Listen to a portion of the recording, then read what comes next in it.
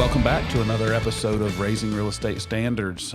We've got a special guest today with Brian and myself. We're here with Stacie Hiers with RE/MAX Realty Consultants. Welcome. Welcome, Thank you. Stacy. Thank you. I'm excited to be here. Awesome. Well, today we're going to kind of dive into conversations that Brian and I have had with a number of people that we've coached. And that is the issue of seasoned real estate agents that have been in the business for, 3+ years. And, that can extend into, 15, 20 years, being able to take their business to the next level. And next level really is it's an ambiguous term because people's levels are at different places. You have folks that are, barely making $30,000 a year and wanting to get to that $80,000 a year level because that will change their lives. And then you have people that are making $100,000 that are looking to take their business to $200,000 or $300,000. And there's those jumps to different levels are big jumps, and you have to break through some ceilings to get there.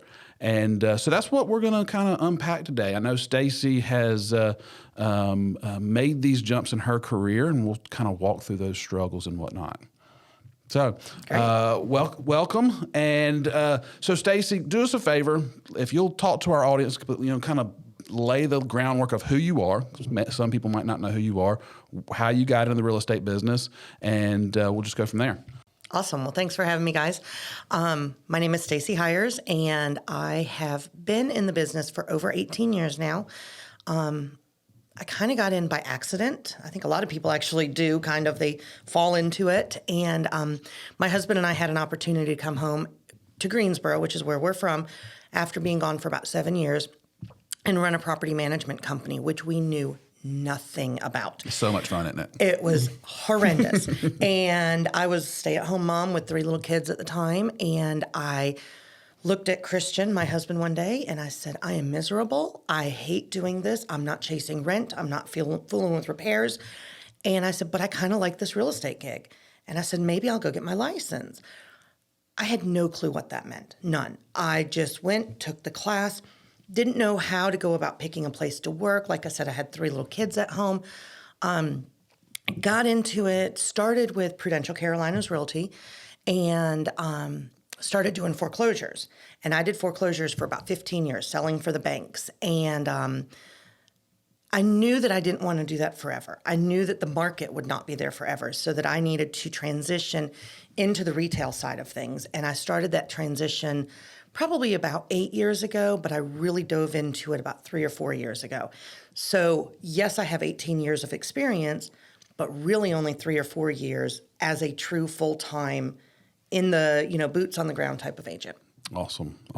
Well, so you started out in the foreclosure. So you went from property management to the foreclosure business to retail general brokerage. Talking about going from the trenches, scraping your nails on the ground, just clawing it for every little bit, to a little bit of a different world. Very much so. So it's like the Rocky feature, like I'm up there and fists are high and stuff like that. So yeah. Well, there's the foreclosure business is a good business, and very much so. You did very well in that business. Yep. But walk us through, and we'll kind of walk through a couple of your aha moments or ceiling breaking through moments. So walk us through the decision of going from being an REO specialist or a bank-owned property specialist into working with the general public. And what were some of the great things, and then what were some of the struggles that you happened along the way as you were growing that business? Yeah, so I was known as like a foreclosure queen for a while. I was one of very few females here in town who did the REO business, and I knew I didn't want that title forever. I am a very casual person. Me wearing jeans and, a polo shirt is very common for me. You're not going to catch me in a dress and pearls very often. And that was kind of from my REO world. So, I knew that I needed to make my own facade of who I was and be who I was and be authentic. but not sell the $30,000, $50,000, $70,000 properties all day long. And so originally I started just kind of leaning in on my sphere. Everybody, you got to work with your sphere. So between church connections and my kids' school connections and stuff, I started getting it out there more and more that I was a real estate agent and not just a foreclosure agent. Cool. As you made the transition, and with anything, there's going to come those bumps in the road. When you switched over, and as a great business in the 2008 period of the foreclosure business was, I know for a fact you were doing a lot of transactions, and then the switch over and not, the number of transactions came down, but obviously the price point went up. What were some of the struggles in running that type of business, the different types of businesses? So with the REO business, we would kind of work our asset manager schedules. So it was kind of nice because we were 8 to 5 Monday through Friday almost. In the retail world, not many people are 8 to 5 Monday through Friday in real estate. We're showing on weekends. We're negotiating at 10 o'clock at night, whatever it takes to get that deal done. So it was a different dynamic from that family viewpoint, again, having 3 kids at home and a husband, that now mom's not here as much as she used to be. So that was an internal struggle that I had. For a while, my kids have forgiven me for it, but they're okay with where we are. So we had that issue where I had to figure out new set of hours, and then figuring out marketing and just a different kind of checklist. I'm big into checklist. Anything I can put on a checklist, I do. And in the REO world, we would have tasks that would show up in our different portals, and it was great because it was my checklist. When I switched over to the retail world, I had to, make my own checklist and make sure that we had everything rolling forward so that nothing got missed. Sure. So speaking of checklist, I want to break into this. So you've gone from REO world to general retail brokerage. You had a lot of infrastructure around you in the REO business. When you broke into the general brokerage aspect of the business, it was like you were just on your own. You were just you were there, and then business came in. And what happened? What were your struggles then from that standpoint of just you didn't have the infrastructure at that point? I had to create it. I had to go in there and, my partner, Rick, years ago, he used to always have a list going. And there's a little bit of an age gap between us. And he would always say, just wait, Stacie, just wait. You're going to need a list too. As you get older, you're going to need a checklist. And he's right. Don't tell him that, but he's right. And now I live on lists. I live on checklist. I live, my Alexa keeps my grocery list. I've got my checklist for my business, all of that stuff. So getting all of that geared up is where I needed to get started because I floundered for many years, just not with business, but tracking my business. Where did it come from? Treating myself as a business. How did I get to where I am? And now I do that. Now we talk about business planning every year in like January, December, stuff like that. What are you going to do for next year? Well, now I know where my business is coming from because I've been tracking it, because I keep the list, because I have systems in place. Right. So let's celebrate you for a second because you really the first 3 years you grew, but you kind of plateaued off at a point. And then the last few years, last year specifically, or this year specifically, you've taken off. Talk to us a little bit about that. I don't know what happened. No, it was just one of those things, again, getting those systems in place. I brought on an assistant about 2.5, 3 years ago. And it was pre-pandemic. She was working with me 1 to 2 days a week. We were trying to figure things out. I'd never done this before. I didn't want to bring on any type of full-time assistant and be responsible for their livelihood. It's like if I have a bad year or a bad month and I've got to cut your hours, now your family is going to suffer. So that was a big struggle for me. So I brought Rachel on, and she's phenomenal. Nobody can steal her, I promise. She's extremely loyal, too. But I brought Rachel on, and I always made it a focus for her. She was a stay-at-home mom with 3 kids, and I always said, your family comes first. No truer words were spoken than when the pandemic hit. And now I'm in a situation where she's at home because she's having to virtual school her kids. And I'm at home and, I come back to the office and I'm like, okay, what do I do now? Because she did have so many systems that we were working on. And in about June of last year, I reached out to her and I said, we got to figure out how to get you back in the office. I need you back in here because we are office people. I am not good working from home. We have that ability, which is great, and I love that flexibility, but I'm just not good at doing that. So we got her back into the office between grandparents keeping the kids. Her husband was working from home, flexibility. It was fantastic getting her back in. Having her in and continuing to implement those systems and checklists and stuff. Last year, I had my best year of real estate until this year. This year, I've had my absolute best year of real estate. So I'm hoping and praying it continues to grow. And, I continue to track where the business comes from and get that repeat and referral business. So I just got a quick question. Last year was your best year of real estate. This year is your absolute best year of real estate. What's next year going to be called? Oh, gosh. I don't know. But the nice thing is that I don't feel like I'm running a rat race. I'm having the best years of my life. And I'm not working 60, 70 hours anymore, which is great. And a lot of that's because of, using somebody like Rachel and kind of bouncing some of those ideas and having those systems in place to where I'm not floundering trying to figure out what's next. Did I do this? Did I take care of this? It's all taken care of. Cool. Sorry, I'm going to jump in for just a second. So a term that gets thrown around a lot in real estate and just in general entrepreneurship is leverage. And leverage can be taken a lot of different ways. And what you have just kind of dissected is how you're using leverage in your business, how you're able to, I remember sitting down with you a few years ago and you had a goal of where you wanted to be financially. We started with that. And there was a ceiling there that kept butting your head against, and we had to figure out how we're going to break through that ceiling. Well, the breakthrough was getting you out of part of your business. Yep.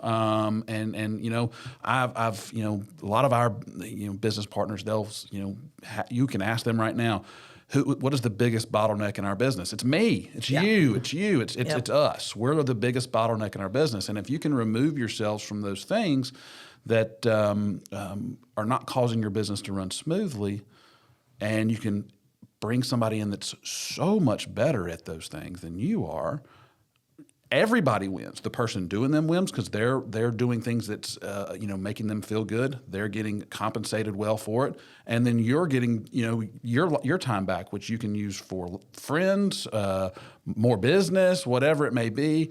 But adding leverage into your business is key, and I know we've talked about that a lot.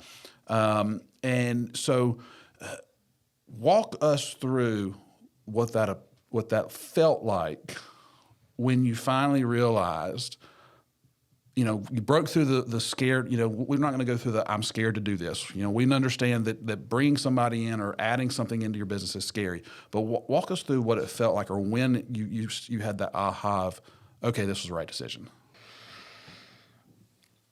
Just getting my time back. I mean, honestly, as I brought Rachel on, she's now 3 days a week for 4 to 5 hours a day, I think, something like that. I started realizing that I now had time to go hang out with friends. I knew that I needed to be with my clients, not sitting back and doing Facebook marketing, not sitting back and chasing contracts and chasing due diligence checks and stuff like that. That I wanted to shift over to other people. I'm better served trying to be creative, trying to be out there with my clients, showing houses, working on my marketing for them, stuff like that. So, just really once I realized the time and where my talents needed to be spent, that was kind of my aha moment to be like, okay, I'm not, as much as I think I'm creative, I don't need to be spending hours on Canva creating digital marketing. That's just not income producing for me. Being out showing properties, being out in front of buyers and sellers for listing appointments and stuff, that's the income production that I needed. Awesome. So let me ask you this. Our audience out there, there's a lot of people who are pulling their hair out right now. There's a lot of business going on and people are just really, really busy. Mm-hmm. So if you were going to give somebody, all right, here's one thing you need to get started to make your business more efficient, to put leverage into your business, to be able to get some time out, what's the one thing you tell them? The first thing is I am a control freak. Okay, me letting go was a big deal, and it still is a big deal. Like me letting that control go to somebody else. So I not only have my assistant, I also have a closing coordinator team. I've got a couple of different areas that I'm working through with that. And now I hand them a contract and they just oversee things. They get me, they've got their checklist, that keeps me organized, and they keep me copied on emails and stuff. So I still know what's going on. I'm still very involved, but I'm not chasing that due diligence check. I'm not chasing that inspection results. So that's really helped me as well, just to get to that where I've given up that control, and now I don't have to have those sleepless nights wondering, oh gosh, did I take care of this? Did I take care of that? Now I know that I can go to my closing coordinators or my assistant and, just, hey, where are we with this? And they have the answers for me. Awesome. So I'm going to ask a question here, and I want you to be as honest as possible, because I think we've had this conversation before. You're having your absolute best year this year. Next year it's going to be the extreme absolute best. But right now you're having your absolute My husband hopes so, at least. That's right. But right now you're having your absolute best year. Can I ask you, how many hours a week do you think you work on your business?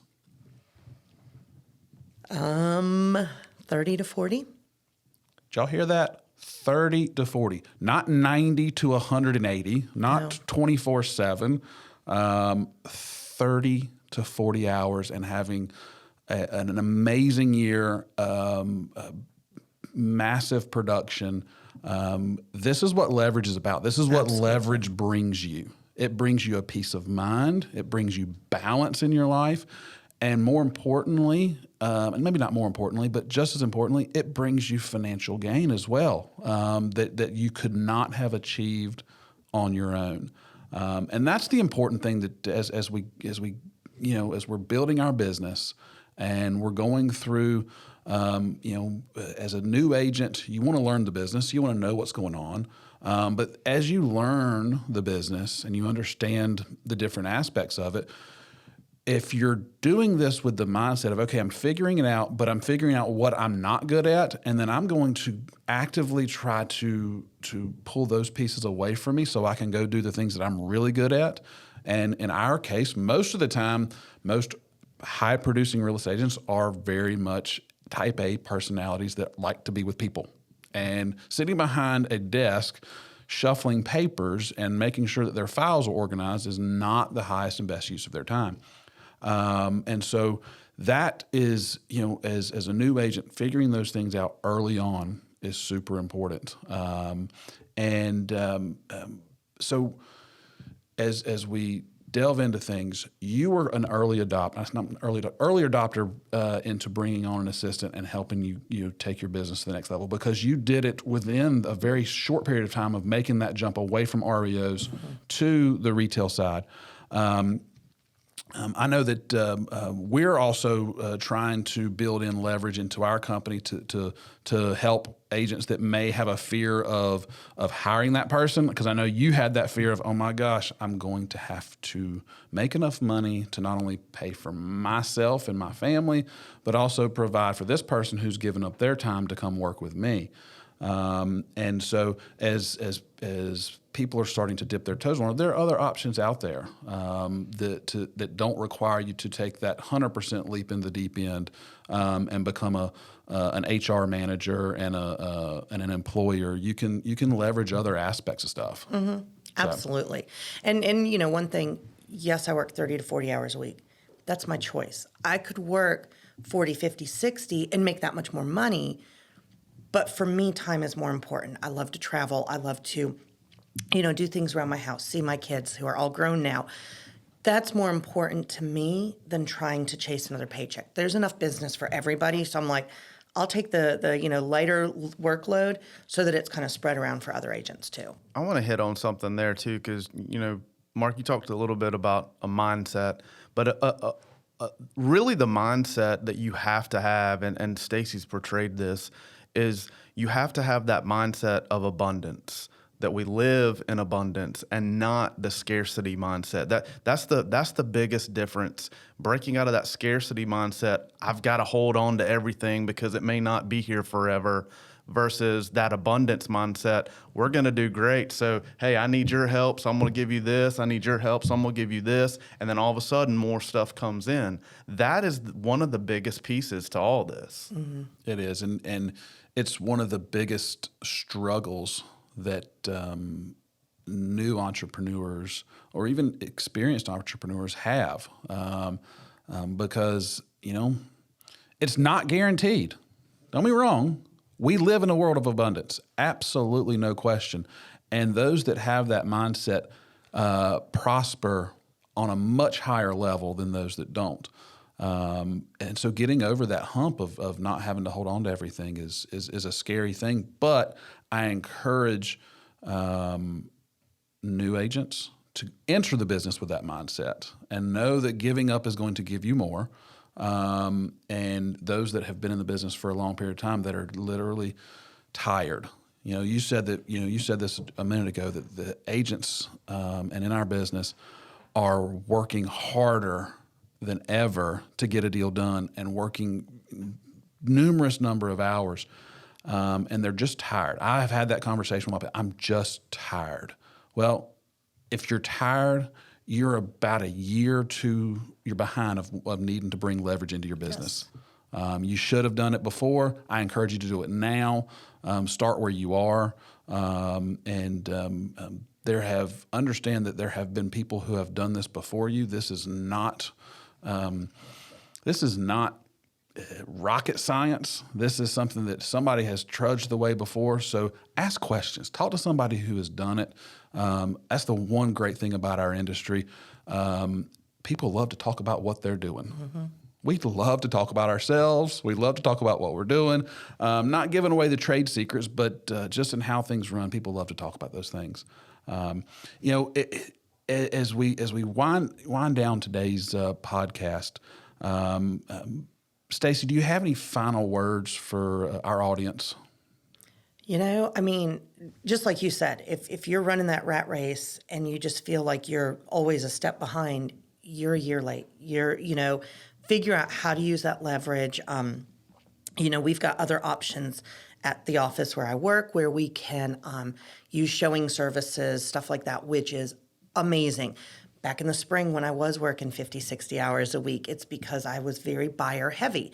And in this market, buyers, I love them. Don't get me wrong, but they can wear you out because you're gone of the days of, hey, it's the weekend, we're going to go see 6 houses today. No, you're in the trenches where it's like, oh, a house just popped on the market, we're going now.